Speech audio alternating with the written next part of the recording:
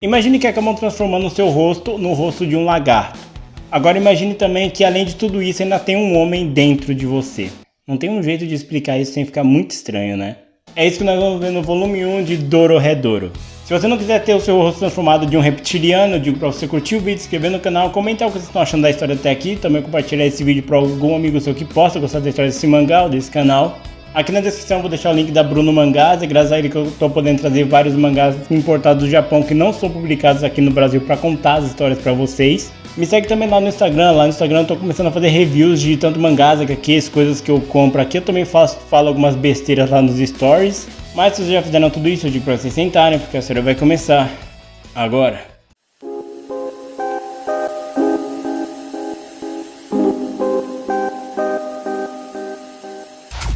A história começa com o nosso protagonista, o Kaima. O Kaima, ele tem a cabeça de um lagarto e ele está engolindo a cabeça de outro cara. Enquanto isso, a amiga dele, a Mikaido, ela está segurando o parceiro daquele homem.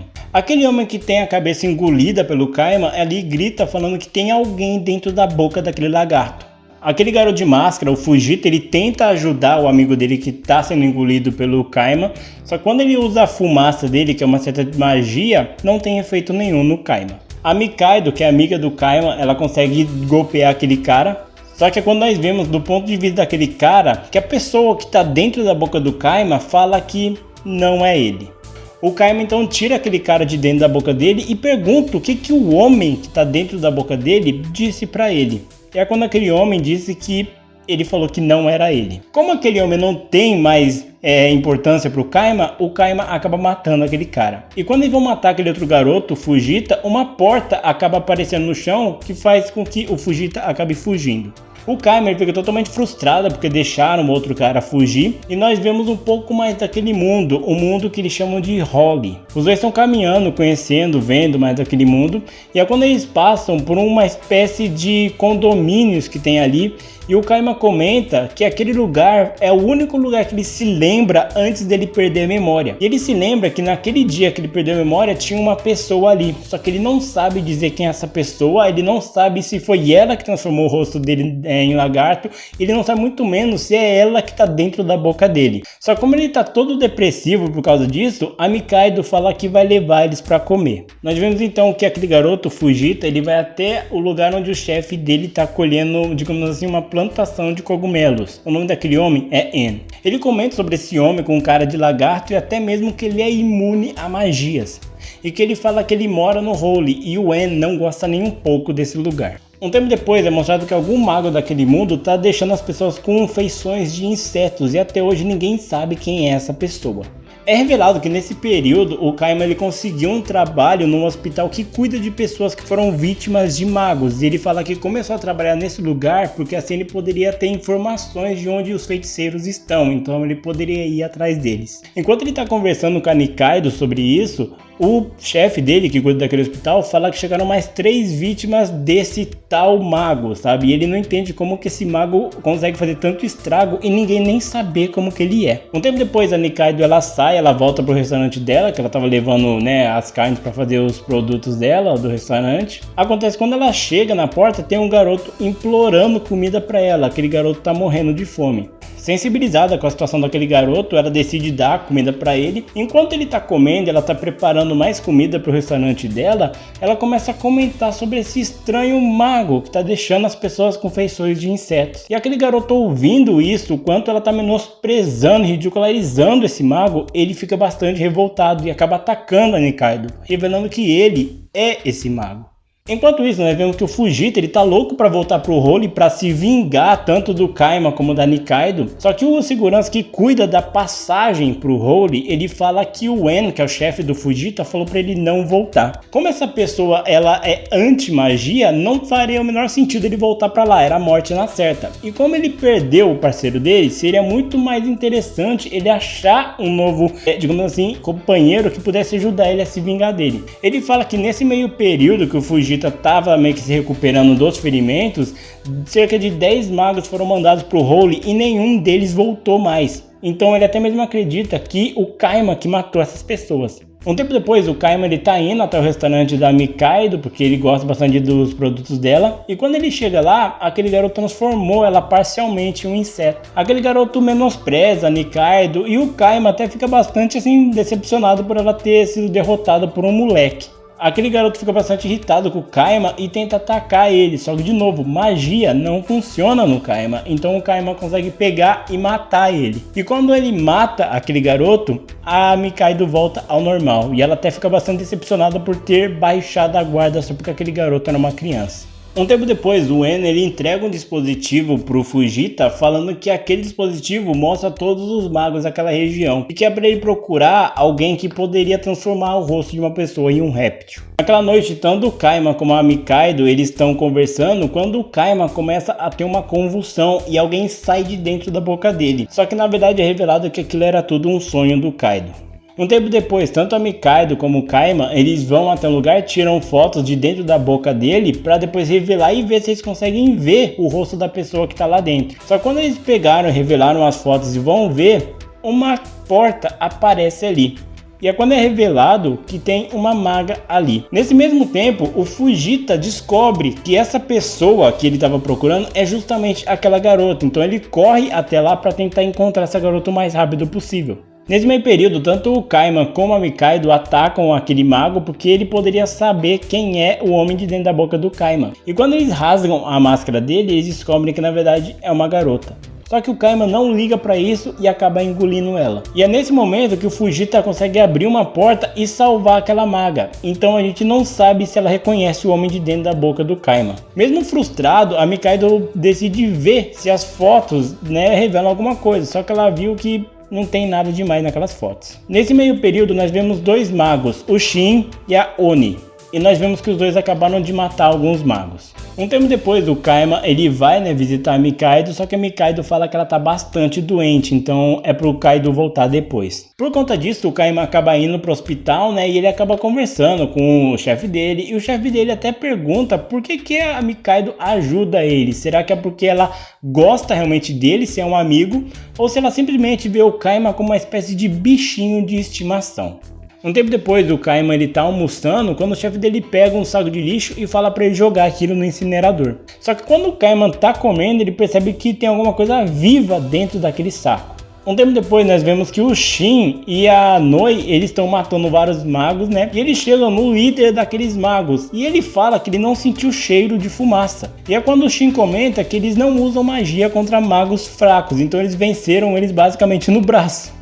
Aquele mago desafia ele, só que o Shin fala que ele é um mago de verdade, ele não sabe a força que ele tem. É revelado que o Kaima ele decidiu abrir para ver o que tinha naquele saco e ele ficou extremamente horrorizado, porque a pessoa que estava naquele saco, por mais triturada que ele estivesse, ela ainda está viva e consciente. Quando o Kaima pergunta quem que fez aquilo com ela, aquela pessoa não quer falar, ela quer simplesmente que o Kaima mate ela. Então o Kaima joga ela no incinerador. O Kaima então vai até o chefe dele e pede para ele pagar o dia porque o Kaima já vai embora. No caminho, o Kaima não entende por que ele está se sentindo assim, porque ele já matou muitos magos, então ele não entende por que ele ficou tão assim abalado por ter matado aquele cara lá. Ele volta até a casa da Mikaido, só que a Mikaido ainda tá um pouquinho ruim, então ele decide ir para casa. Só que vendo que o Kaima não estava tão bem, a Mikaido decide fazer uns pratos que ele gosta no restaurante dela.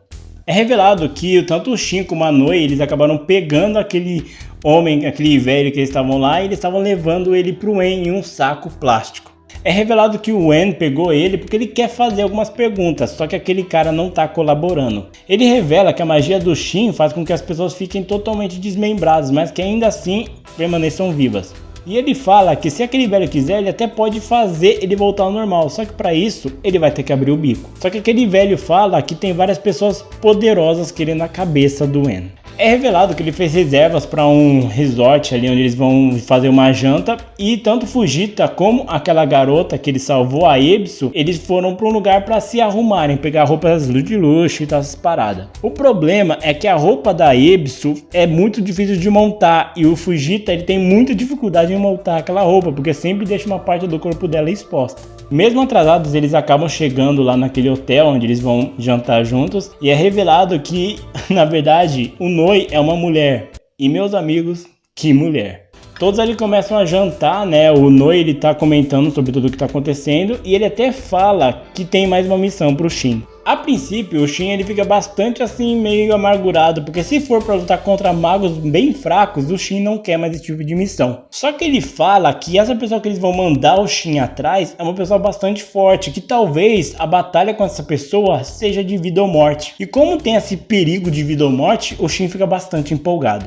Usando algumas magas que tem ali naquela mansão, eles ficam com a aparência tanto do Kaima como da Nikaido. Só que a gente percebe que aquelas pessoas que fizeram essas aparições do Kaima e da Nikaido, na verdade estavam infiltradas ali e que elas tentaram matar o En. Só que o En já sabia disso, então ele acaba transformando elas em cogumelos. Um tempo depois é dito que existe um mago que ele consegue através de acupuntura mudar o rosto das pessoas, então tanto o Kaima como a Nikaido vão atrás desse cara. Eles param em um bar, um boteco ali no fim do mundo e esse cara dá uma pista de onde talvez esse cara esteja. Só que o problema é que o lugar onde esse cara mora é bastante barra pesada, é muito perigoso. Eles chegam até lá, alugam uma barraca para eles ficarem. Enquanto o Kaima cuida das coisas ali e prepara a barraca, a Nikaido vai procurar alguma coisa para eles comerem.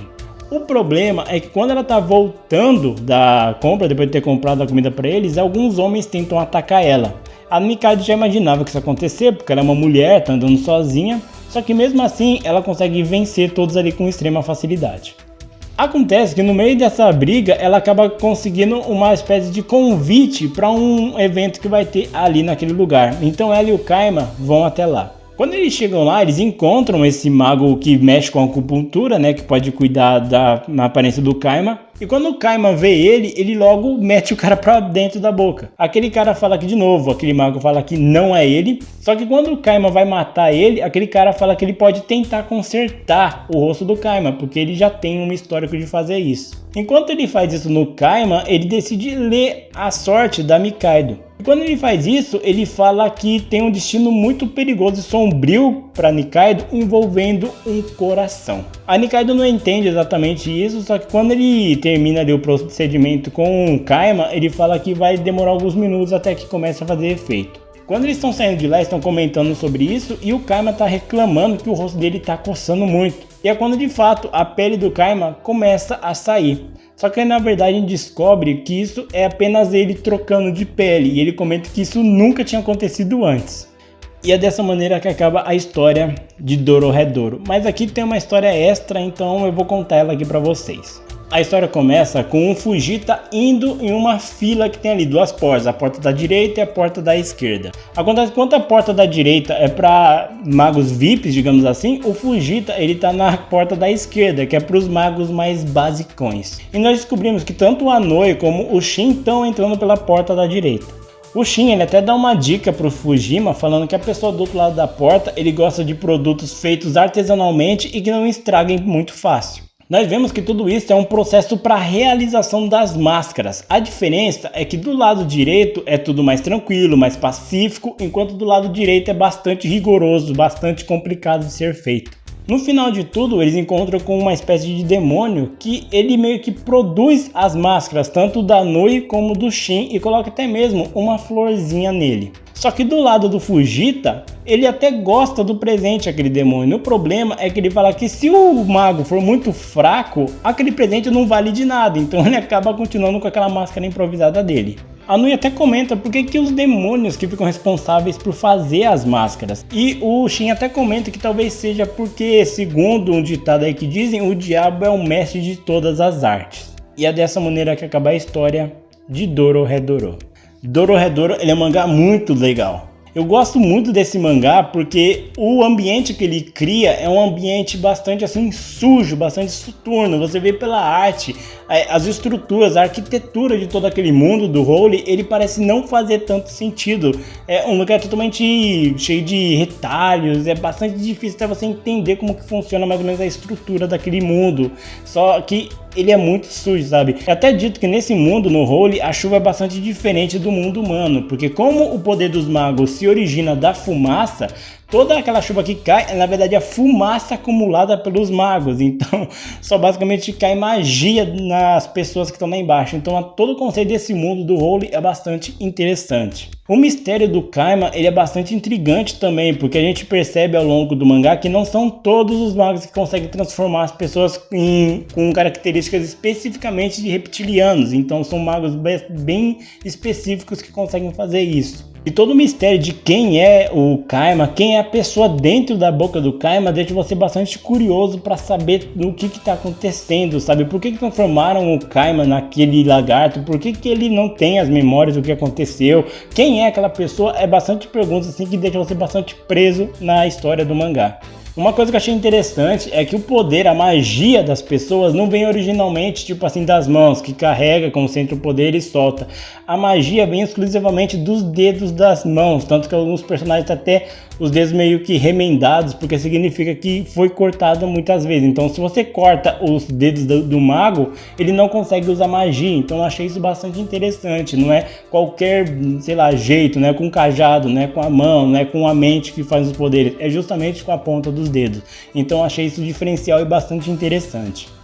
O mangá Dorohedoro, ele até mesmo ganhou uma adaptação em anime feita pela Netflix.